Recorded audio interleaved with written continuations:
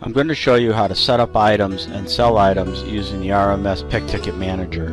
Let's log into the system.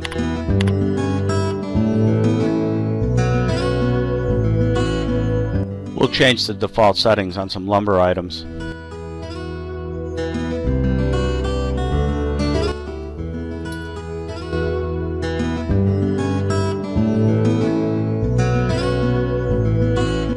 I'll sell an item or two that has a pick ticket setting.